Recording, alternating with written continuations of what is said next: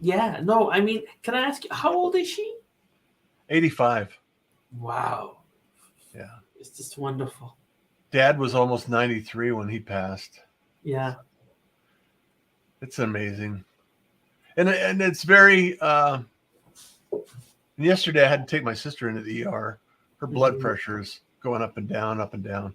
Wow. So, just life in general. We just have to appreciate everything we have, and the reality is that we don't always get to choose our experience, Hmm.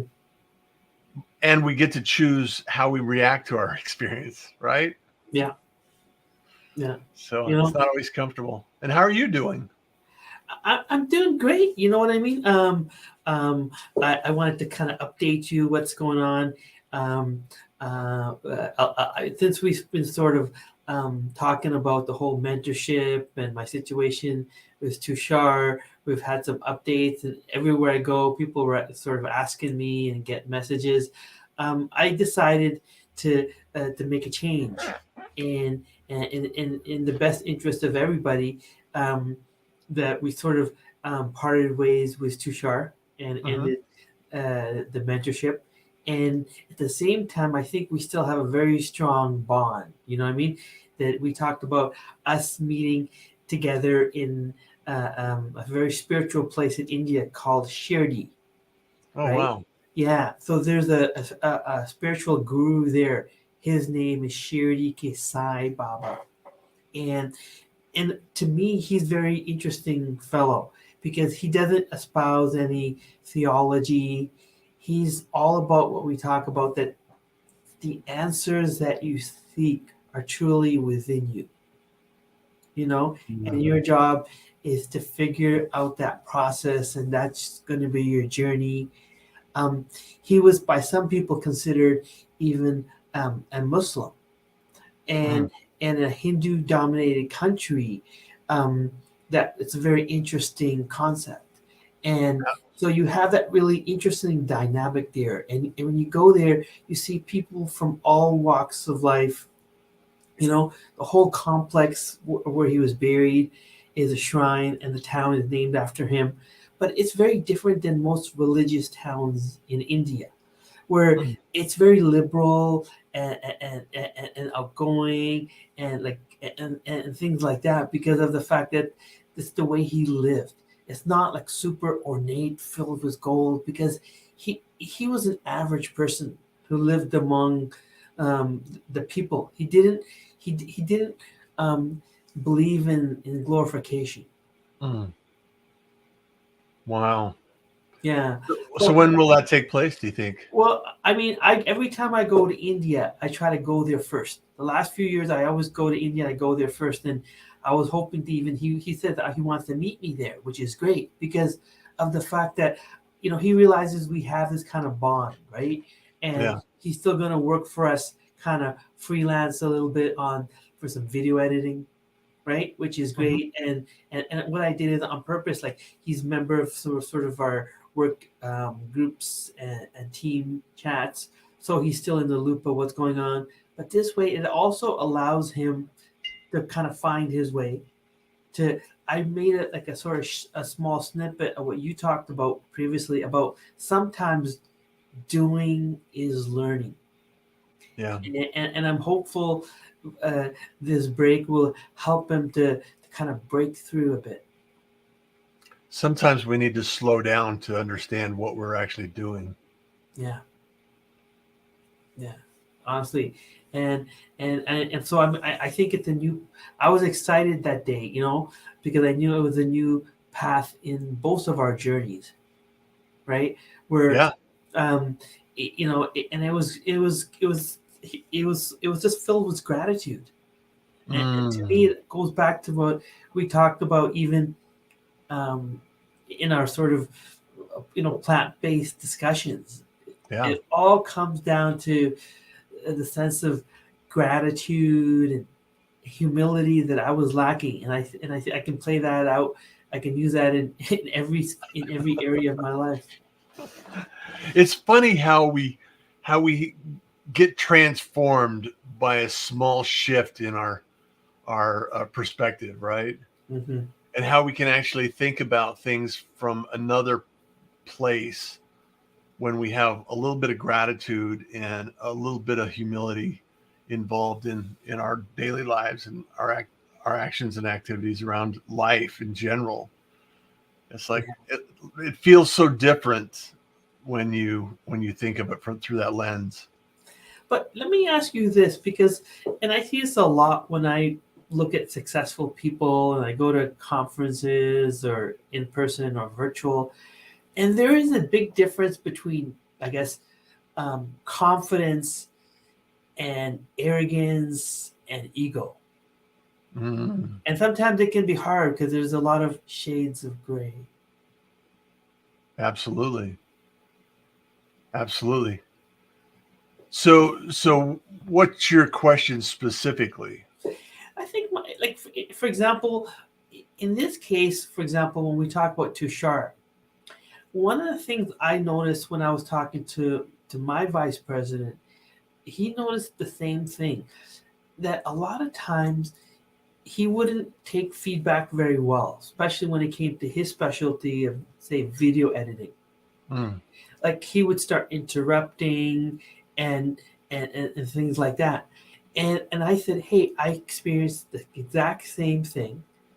And I told him it actually came back to a sense of ego. mm, And I think at this age, I'm not sure if he could really comprehend it yet or not, yeah. but he's trying to, hopefully. And that was the issue. He just could not, remove that sense of ego that he needed. And Mm, and it was very interesting and challenging. And in my case, when I used to talk to him, he wouldn't interrupt me so much. He would let me talk, but the issue was then he still wouldn't be able to implement. mm. Yeah, and I think every day I see the difference that hey, I feel like I feel reborn in my business, in my personal life, and I just want to share that with the world. You know, it's interesting that you would say it and frame it that way because there's a lot of I didn't get the sense that uh, from Tashar that he was as confident as he needed to be. So I'm kind of surprised by him not being open to feedback that would help him improve. And it's always interesting to me to see the difference between um, being open to learning Yeah, and being and feeling like it's criticism. yeah, And there's a fine line because yeah. sometimes advice can feel like criticism, Hmm. and we just need to be open to what the lesson is. Because a lot of times we react in a way that's protective when we should be or could be acting like it's receiving. Like I need to receive this information, and I need to be open to understand what the message is behind the words because it's not always the same.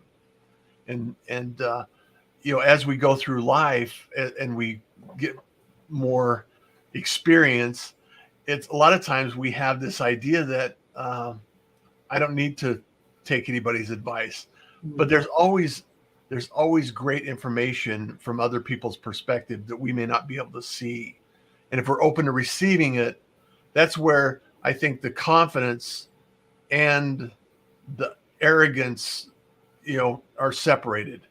When you're open to hearing and you still choose to do what you believe in, Hmm. that's confidence. And when you say and you dismiss it and you just reject anybody else's opinions, to me that's a little bit arrogant. It's who am I to know that I have all the answers when in fact I don't always have all the answers. Yeah, yeah. You know, he always seemed that he was open to learning, and that's why he was there. Mhm. I felt like a bit of a military general. I said, "Hey, you're in the army."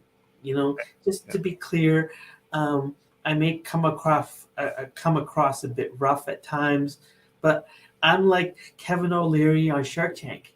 I'm here to tell you the truth and and to really help you along because I have a personal interest in you for the reasons we've talked about previously.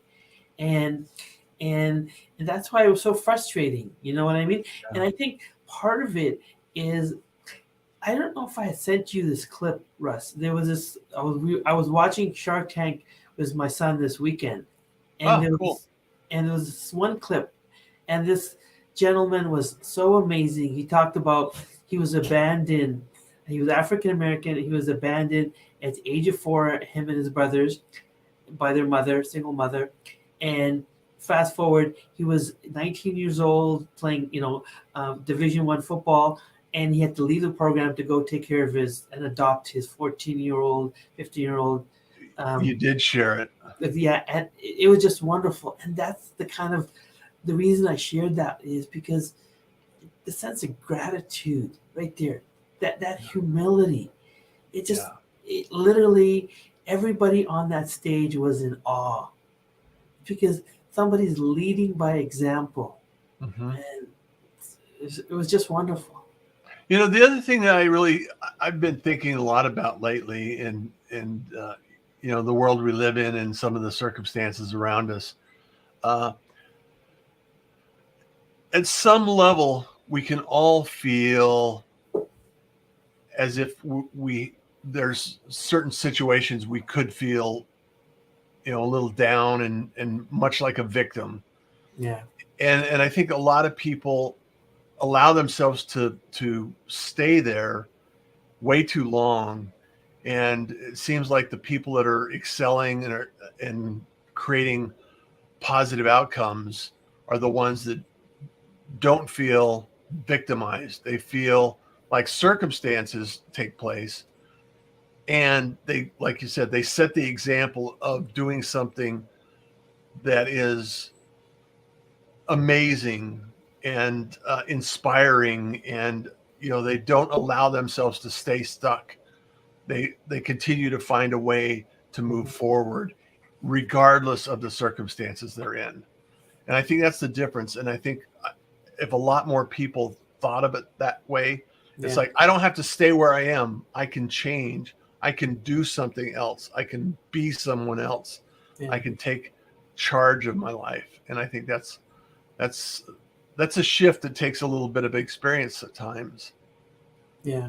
No, So you're absolutely correct. I mean, in my case, I felt like you described me to the T. I felt a lot of my life that I don't like playing the victim, you know what I mean? And maybe blaming others for my lack of success. And I realized more than ever, really, like I'm a work in progress. And it feels so wonderful to share that because it comes from gives me empowerment that I don't have to hide behind those shadows of those fears.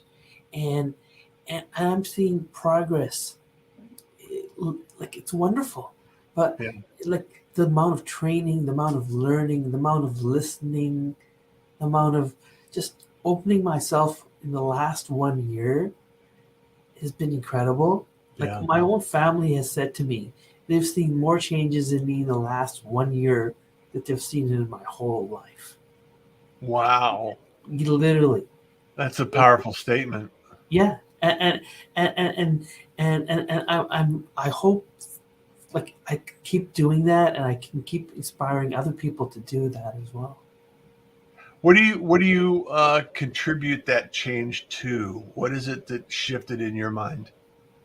I think I realized that once I turned over 50 that I'm not going to live forever. And like it's a lot of the things that the commonalities in the books and the journals and the studies, it's like what's my why am I here, what are my passions, Hmm. and how can I live every day with fulfillment and without regret. And I try to encompass that in every little thing, you know and there'll be moments that I don't stay true to that because we're all human. like our journey is never a straight path, but I just embrace those moments and move forward, and and it just feels so good. I really, breathing that in and just understanding that a lot of life has to do with understanding where we are and that life is finite. You know, it's like, how can we make the best of life where we are right now? Mm-hmm. And our circumstance does not define who we are or who we become. Mm-hmm. So it's really about how do we take those steps? How do we shift our minds and and articulate our our purpose, and or at Mm-hmm. least discover our purpose along our journey? And it's really important to share that message, I think, over and over again, because a lot of people, especially my younger years, and maybe you're the same way, Yeah. is like, I don't, I'm going to live forever. It's like just another day. It's like, I don't have to think about it today. I'm just going to keep moving. And, uh, and when you start thinking about, you know, our lifespan and what it means to us, and what we can make an impact with, and how do we leave a legacy, and what is it that we want to, how we want to show up in the world is Yeah. really important. It becomes more important, I think. The other thing I've looked back is, and a lot of times people, a lot of the books and the mainstream is, hey, be in the present moment and don't look Mm-hmm. back. And I found strength in the past as well. I realized it was about 3 years ago when I chose to sign the forms and donate my whole body when I pass away, Mm-hmm. because I feel I'm still going to be living on in somebody else, Yeah. and I want to encourage more people to do that, because I know where I live, and it's pretty much the same everywhere else, that there's people on waiting lists who need organs and transplants. And to me, it's all part of the same journey. Yeah. It got me to where I am today, of my dietary habits, the sense of gratitude. Is When I think back to those moments, and now everything is sort of coming together, and I'm understanding things more clearly. Yeah. I I really admire that, and I've always been an organ donor, Mhm. and felt very strongly about that. And when my son committed suicide, Yeah. he actually he, he actually contributed to, I think, 12 individuals with donations. Wow. So they're people that have been gifted, um, you know hopefully a better life as a Yeah. result of his experience. And it was interesting the way they did it in Houston at that particular facility, is that they would gather everybody into the hospital that needed an organ, Hmm. and then they would do one big surgery where they would transplant from his body to their body, and All at the same time? all at the same time. Wow. So it was really, as an organ donor, he was kept on life support, and his body and everything else, was still active and being stabilized for surgery. Hmm. So it's a life changing moment for everyone involved. And as tragic as his life was, I I have the knowledge to know that he's helped many other people. Hmm. And I was just thinking about this the other day because his birthday is this month. So, Okay. um, uh, he went to a concert one time, and there was a kid in a wheelchair that was in the crowd that he lifted on his shoulders and Oh, watched the entire concert with this kid on his shoulders. oh. And and it's just life like that. And I always wonder, that much passion and compassion. And he would save dogs in a regular basis. He would Yeah. stop traffic to go rescue a dog in traffic. And he had Oh, such a big heart and so compassionate on one side. And then there's a lot of pain in his personality, yeah. um, that he just felt that, um, it was so meaningful. And so to have that gift of life given to others as a result of him exiting, um, gives me hope for humanity, and also cause as a parent to be, questioning, how can this happen? Why does this need Yeah. to happen? So, Thank you for sharing that because, I've shared previously I was going through some tough moments with my own son. mhm, And this is one of the reasons when I tell you about humility and gratitude, like I've seen, and we talked about sort of the the VA rule example of 80%, 20% rule. I've seen an 80% change in my son when I thought he could have committed suicide. He mhm, was gonna, I don't know where he was gonna end up. And literally, he could have been in a wheelchair a few months ago. He still had the metal plate in his leg, and he's walking with a limp. But mhm, just the change in his mental mindset, and he didn't come to see me for 6 months, and that's where that gratitude comes from. That mhm. knowing that, hey, that what things that are maybe gonna work out, that I can get across to him, um, and everybody else. And and who knows? Tomorrow things could just relapse because it's never a straight line. But Yeah, I'm still gonna savor every single moment because it's all about that journey. yeah. It's all about the journey. And I was just on a show this morning, where I was telling Usama, uh, that we can't compare ourselves to anyone else but the person we were yesterday. In preparation for the person we need to be tomorrow. So, because life is temporary, Mhm. we only have now, and if we can actually do everything we can to stay positive, be positive, share a positive outlook, and not be toxic to other people around us, that's what really makes a difference in how you feel about life, how you feel about people around you. And that's not to say that you're going to have down days. That's not to say that you're going to have moments of, you know, why am I doing this? Yeah, And the reality is that, um, we all have a gift. We all have a message. We all have something that we can deliver to others around us. And yeah, everything we do impacts people around us. So I'm sure that your humility and your example had an impact on your son, regardless of how big or how little. It's still an impact, and it yeah, affects both of you. yeah. I hope it does, and I absolutely agree with what you're saying because I felt that if we're not a good role model, um, I mean, like, how can I talk? I mean, what authority do I have? And Yeah. that's why it was important to me. Even it was the same thing when it goes back to Tushar. Like me and him were doing, um, to keep him motivated. We were having a push-up challenge. Mm, So every day we would do an extra rep of push-ups.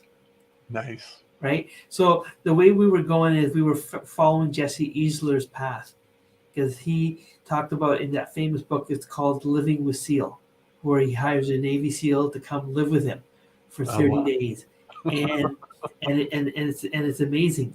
And what you call we did the same thing. I said let's do it. Let's make it happen.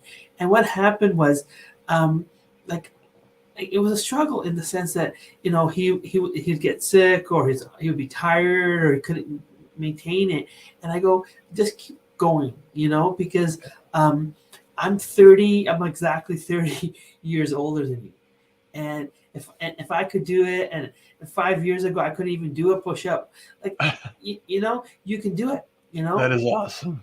yeah, because Awesome. it's these little moments that I think I'm never gonna forget. because I'm saying, hey, I'm going to take 5 minutes out of my day to just make it happen. Yeah. That's yesterday. My sister went to the doctor, and she had to go. She had a doctor appointment in the morning, Yeah. so she left. I was still on a show, and she got to the doctor, and her blood pressure was so low that the doctor says, "Okay, I can either call 911 or you can have somebody pick you up and take you to the ER." And so I said, "Well," so she called me, and I said, "Well, I'll be right there to pick you up." Yeah. So I took mom's car and I went and picked her up. I took her to the ER. And so one of our cars was there. And so, I broke my hip and so it's I'm slowly, it's okay, it's fine. However, I've also, had knee surgery and ankle surgery and Wow. so all of my limbs on my body have been damaged in some way. And I just decided, hey, I'm going to walk and I'll go pick up the car last night. Yeah. So after all, working throughout the day and going in and taking care of sister and everything else, I thought, hey, I'm just going to go walk and I'll walk to the car. It's only, a mile and a half or something like that. Yeah. And I just like the same thing you said, it may not be easy. And I just said, okay, I'm just going to do this. So I went and did it. And, walking a mile may not seem like a lot to some people because, I've walked lots of miles. Yeah. However, I could feel it. And I'm thinking to myself, man, Russ, you got to get out. You got to get walking some more. You got to get, a little more, Yeah. you got to get a little more active. And, yeah, so that's a lesson to learn, is that when you start feeling it, that's when you need to push through it and continue doing it. So, You know, very, very true. The hardest part is starting and then making that time every day to push through it. And even on the days that you miss, you can always come back and make yeah, up and keep going. yeah, And that's the thing I think that was missing in my life for so long, is the mhm, fact that I was just lacking direction and and playing whether the victim game and not having a sense of why, and it's weird. It's like I feel my change in my diet yeah, has cleared up more than just my physical body. It's actually cleared up my mental state, the clarity that I feel that I have yeah, all the time. You know, for example, even little things like I go back and I watch sometimes some of these podcasts, yeah, and I realized, hey, it's um, like, like I know you weren't a big Seinfeld fan, but like Giorgio, the character there, like they had a character one time who was a fast talker. So I'm a uh-huh, fast talker, and on purpose, I go in and I'm looking at those episodes to improve, and I'm thinking, hey, I need to slow down. slow I down. need to really take my time to get my point across, and that's going to have much more impact than me Yeah, trying to talk and get a million things in. it's it's amazing when we're conscious about things like that. Yeah, It's really, and it's mind blowing when you look back and you see the changes and you see when you recognize what you've done and accomplished in that process. yeah. It's But it's the problem is when I was Tushar's age, I didn't have that mindset no, to do that. I'd have the same sense of ego that I was pointing out that he was experiencing, you know? And that was my duty of, hey, can you conquer that ego now? Or was it going to take you 30 years like it took me? uh-huh, And I probably still have it sometimes because it doesn't never go away. It's how we manage it. yeah, exactly. It doesn't go away. We just have to learn how to manage it. Are Yeah. you surprised at times when you see someone younger that uh, they appear to be more, they appear to have a lot more wisdom than what uh, they should at that age? or they could at that age, or they just seem to be very wise and open to all of these ideas. Like they've had mentorship and they've had their environment changed, and they're willing and wise, and they're open to new ideas and learning. And it's just really, I get excited when I see younger people like that. Have you ever had that experience? Yeah, there's one person who really blew me away recently. She's followed up with me a couple of times, and I'm gonna really follow up with her. I want to even put her in contact with you. Is not too sure, but her name is Gina, and Okay. so she's really a big and upcoming. Her and her cousin kind of do a tag team together, an Amazon influencer, Mm, right now. yeah. And she's also an agency managing a lot of the influencers as well. So it's a one Okay. stop deal, which is great. So I don't have to go manually to influencers and try to cut a deal here, here, here. And she, you know how organized she is. She already sent me a spreadsheet with the influencers we discussed who are the best in my niche, with their addresses, the pricing that we agreed to, the size of their bed. So you know what I mean. And I haven't followed up with her in a week, and but this is the kind of thing that people impress me. She's only like 30, you know, and the thing I asked her was, I go, tell me what are you doing? What's going on with you? And she's moved from spending most of her time to Amazon, right? And we discussed this because that's not maybe my niche or something that you feel comfortable in, but Mm-hmm. they're doing at least one thing good. Just find that one thing and spend 80% of your 90% of your time there, and make it happen. And I'm just so happy for her. She's really impressive. I was I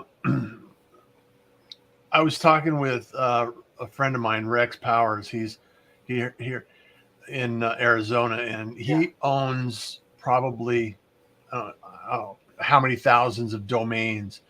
And what he wants to do is he has .live, talk about this subject and that subject, and he has Amazon Live, uh, uh, some domains around that subject. And Yeah. what I told him is, so Gina would be a great contact to have to create a show around talking about influencers and interviewing influencers, Yeah. Amazon influencers, and that whole community and what it means to be in the community and how it builds. Because once you have a community of like-minded individuals like Yeah. that, then you have an opportunity to actually build and grow that community and your influence in uh, the things you're doing in the community. Well, Just like Gabe's doing on the live stream, yeah. his newsletters. It's Mhm. it's amazing to watch individuals like that just create something from nothing. And Yeah. I would love to. I would love to connect with Gina at some point in Yeah. time. Yeah. I'm definitely going to put you in contact with her. I have to get back in contact with her myself. You know what I mean? But Yeah, it's like people like that really impress me. You know, she was young, and she had so much history. She's got exactly what you're referring to, a whole community. She has yeah, access to all these. they're all there. You froze, Tony. Come back. Come back, Tony.